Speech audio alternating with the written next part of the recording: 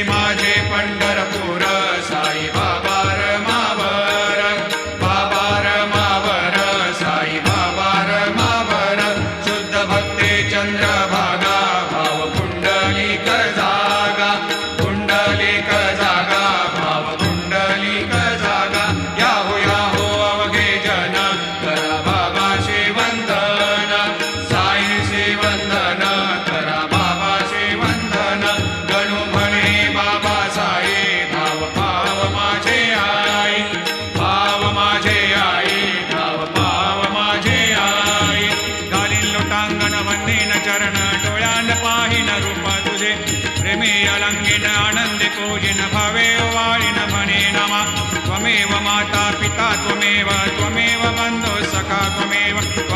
विद्या द्रविणः त्वमेव सर्वं मम देवदेव। कायेन वाचा मनसेन्द्रियैर्वा बुद्ध्यात्मना वा प्रकृतिस्वभावात् करोमि यद्यत् सकलं परस्मै नारायणायति समर्पयामि। अच्युतं केशवं रामनारायणं कृष्णदामोदरं वासुदेवं हरि श्रीधरं माधवं गोपिकावल्लभं जानकीनायकं रामचन्द्रं भजे। हरे राम राम राम हरे हरे, हरे कृष्ण कृष्ण कृष्ण हरे हरे। श्री गुरुदेवा दत्त अनंता तुला ते कसे रे स्तवावे, अनंता तुला ते कसे रे नमावे। अनंता मुखाचा शिणे शेष गाथा, नमस्कार साष्टांग श्री साईनाथा। स्मरावे मनी त्वत्पदा नित्य भावे, पुरावे तरे भक्ती साठे स्वभावे। तरावे जगातारुणी मा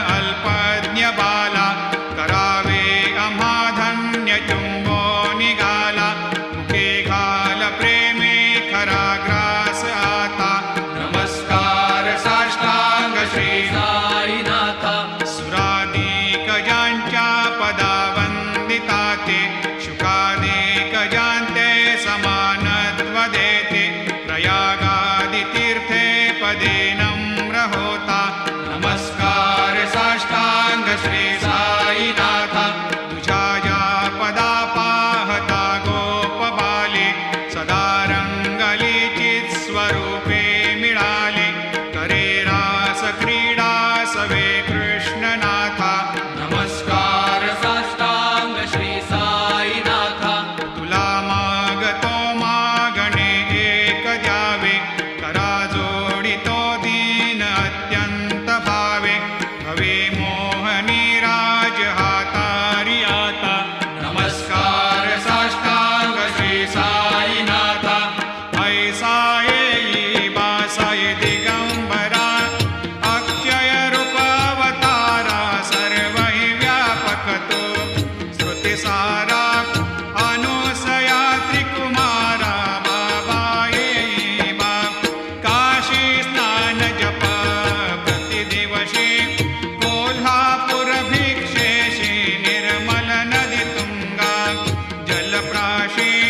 निद्रा माहुरदेशी ऐसा येई बा झोळी लोंबतसे वाम करी त्रिशूल डमरोधारी भक्तावरद सदा सुखकारी देशील मुक्तिचारी ऐसा येई बा पायी पादुका जपमाला कमंडलो मृगचाला धारण करशी बा नागजटा मुकुट शोभतो माथा ऐसा येई बा तत्पर तुझाया जे ध्यानी अक्षय त्यांचे सदनी लक्ष्मी वास करे दिन रजनी रक्षिसी संकट वारुणी ऐसा येई बा या परिध्यान तुझे गुरुराया दृश्य करी नयनाया पूर्णानंद सुखे एकाया लाविषि हरि गुण गाया ऐसा येई बा साई दिगंबरा अक्षय रूप अवतारा सर्व हि व्यापक तो श्रुतिसारा अनुसया त्रिकुमारा बाबा येई बा सदा सस्वरूपं चिदानन्दकन्दं जगत्सम्भवस्थान संहारहेतुं स्वभक्तेच्छया मानुषं दर्शयन्तं नमामीश्वरं सद्गुरुं साईनाथं भवद्वांतविद्वांसमार्तण्डमीड्यं मनोवागतेतं मुनिर्ध्यानगम्यं जगद्व्यापकं निर्मलं निर्गुणत्वां नमामीश्वरं सद्गुरुं साईनाथं भवाम्भोधिमग्नार्दितानां जनानां स्वपादाश्रितानां स्वभक्तिप्रियाणां समुद्धारणार्थं कलौ सम्भवन्तं नमामीश्वरं सद्गुरुं साईनाथं सदा निम्बवृक्षस्य मूलाधिवासात् सुधास्राविणं तेक्तमप्यप्रियन्तं तरुं कल्पवृक्षाधिकं साधयन्तं नमामीश्वरं सद्गुरुं साईनाथं सदा कल्पवृक्षस्य तस्याधिमूले भवद्भावबुद्ध्या सपर्यादिसेवां नृणां कुर्वतां भोक्तिमुक्तिप्रदन्तं नमामीश्वरं सद्गुरुं साईनाथं अनेकाश्रुता तर्क्यलीलाविलासै समावेशकृतेशान् भास्वत्प्रभावम् अहं भावहीनं प्रसन्नात्मभावं नमामीश्वरं सद्गुरुं साईनाथं सतां विश्रमाराममेवाभिरामं सदा सज्जनैः संस्तुतं सन्नमद्भिः जनामोददं भक्तभद्रप्रदन्तं नमामीश्वरं सद्गुरुं साईनाथं अजन्माद्यमेकं परब्रह्म साक्षात् स्वयं सम्भवं राममेवावतीर्णं भवद्दर्शनात् पुनीतप्रभोऽहं नमामीश्वरं सद्गुरुं साईनाथं श्रीसाईश कृपानिधेऽखिल नृणां सर्वार्थसिद्धिप्रद युष्मत्पादरजप्रभावमतुलं धातापि वक्ता क्षमः सद्भक्त्या शरणं कृताञ्जलिपुट सम्प्रापितोऽस्मि प्रभो श्रीमत्साई परेशपादकमलान् न्यान्यच्छरण्यं मम सायेरोपधर रागोत्तमं भक्तकामविबुधद्रुमं प्रभुं माययोपहतचित्तशुद्धये चिन्तयाम्यमर्निशं मुदा शरत्सुधांशो प्रतिमं प्रकाशं कृपातपत्रं तव साईनाथ त्वदीयपादाब्जसमाश्रितानां स्वच्छायया तापमपाकरोतु उपासनादैवत साईनाथ स्तवैर्मयोपासनिना स्तुतस्त्वं रमेन्मनोन्मे तव पादयुग्मे भृङ्गो यथाब्जे मकरन्दलुब्धः अनेकजन्मार्जितपापसंशयो भवेद्भवत्पादसरोजदर्शनात् क्षमस्व सर्वान्धपरान्धपुञ्जकान् प्रसीद सायेश सद्गुरो दयानिधे श्रीसाईनाथ चरणामृतपोतचित्तास् सत्पादसेवनरतः सततं च भक्त्या संसारजन्यदुनितोर्धवनिर्गतास्ते कैवल्यधाम परमं समवाप्नुवन्ते स्तोत्रमेतत्पठेद् भक्त्या यो नरस्तन्मना सदा सद्गुरो साईनाथस्य कृपापात्रं भवेद्ध्रुवम् रुसो मम प्रियाम्बिका मजवरी पिता हि रुसो रुसो मम प्रियाङ्गना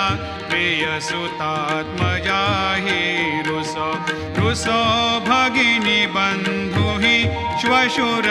श्वशुरसासुबाई रुसो न दत्त गुरु साई मामजवरी कधीहि रुसो पुसो न सुनबाई त्या मजन भ्रातृजाया पुसो पुसो न प्रियसो यरे प्रियसगे न ज्ञाते पुसो पुसो सुरदना सखा स्वजननाप्तबन्धु पुसो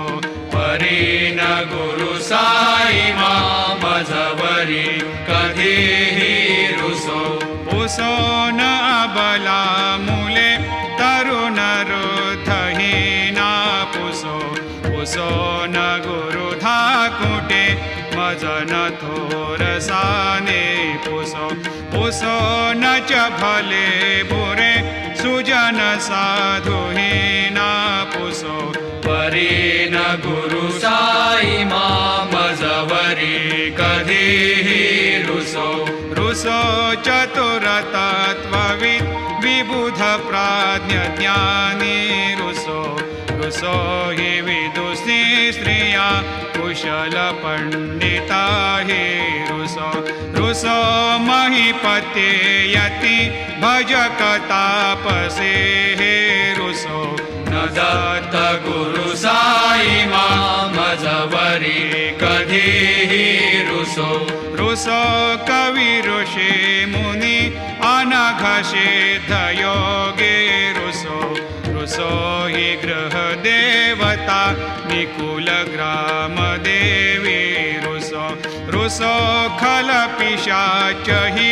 मलिन डाकिने हे रुसो न दत्त गुरु साई मामजवरी कधीहि रुसो रुसो मृग खग कृमि अखिल जीव जन्तु रुसो रुसो विटप प्रस्तरा अचल आपगाब्धे रुसो रुसो खपवनाग्निवार अवनि पंचतत्वे रुसो न दत्त गुरु साई मामजवरी कधीहि रुसो रुसो विमल किन्नरा अमल यक्षिणे रुसो रुसो शशि खगादिः गगनितारका हे रुसो रुसो अमर राजहि अदय धर्मराजा रुसो न दत्त गुरु साई मामजवरी कधीहि रुसो रुसो मन सरस्वती चपल चेतते हे रुसो रुसो वपुदिशाखिला कठिन काल तो हे रुसो विश्व हि मयि तु ब्रह्मगोलं रुसो न दत्त गुरु साई मजवरी कधीही रुसो विमूढ म्हणून हसो मज न मत्सरा हेडसो पदाभिरुचि उल्हसो जनन कर्दमी नापसो न दुर्गधृतीचा धसो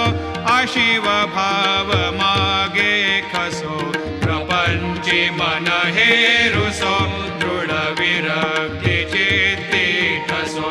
कुणाची घृणा नसो न च स्पृहा कशाचे असो सदैव हृदयी वसो मनसि ध्यानि साई वसो पदी प्रणय ओरसो निखिल दृश्य बाबा दिसो न दत्त गुरु साई उपरिया जनेला रुसो हरि ओं यज्ञेन यज्ञमयजन्त देवा स्थानि धर्माणि प्रथमान्यासन्न तेहनाकं महिमान सजन्त यत्र पूर्वे साध्या सन्ति देवाः ॐ राजाधिराजाय प्रसह्य साहिने नमो वयं वै श्रवणाय कूर्महे समे कामान् कामकामाय मह्यं कामेश्वरो वै श्रवणो दधातु कुबेराय वै श्रवणाय महाराजाय नमः ॐ स्वस्ते साम्राज्यं भोज्यं स्वराज्यं वैराज्यं पारमेष्ठ्यं राज्यं महाराज्यमाधिपत्यमयं समन्तपर्याधीशात् सार्वभौमः सार्वायुषान्तादापरार्धात् पृथिव्यै समुद्रपर्यन्ताय